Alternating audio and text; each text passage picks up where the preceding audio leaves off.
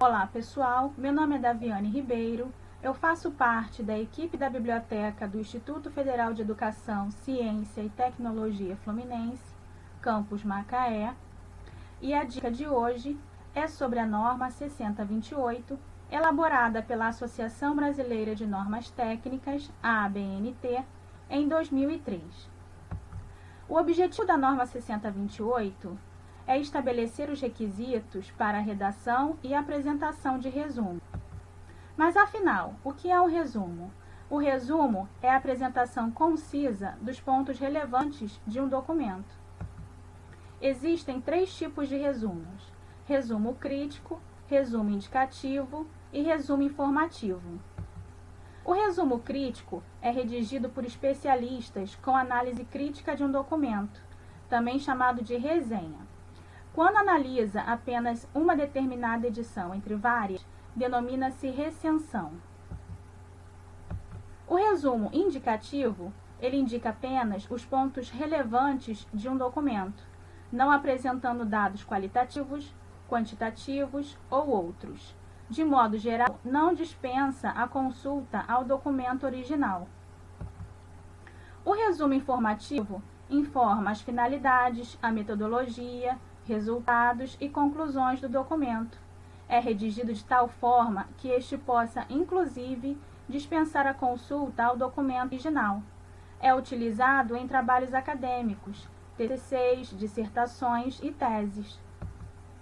Mas como escrever um bom resumo? O resumo deve ressaltar o objetivo, o método, os resultados e as conclusões do documento. O resumo deve ser precedido da referência do documento, com exceção do resumo inserido no próprio documento, como é o caso de trabalhos acadêmicos.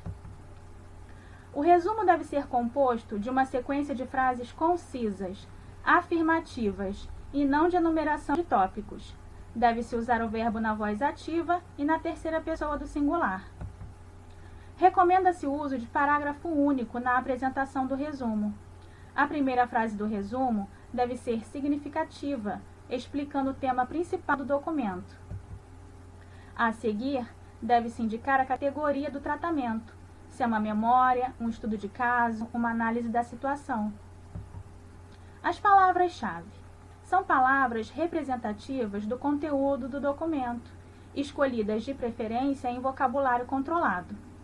Devem figurar logo abaixo do resumo, antecedidas da expressão palavras-chave, separadas entre si por ponto e finalizadas também por ponto.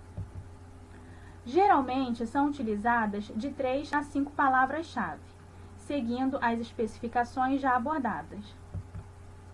Devem ser evitados símbolos e contrações que não sejam de uso corrente, fórmulas, equações, diagramas, entre outros, que não sejam imprescindíveis, e quando seu emprego for necessário, defini-los na primeira vez que aparecerem.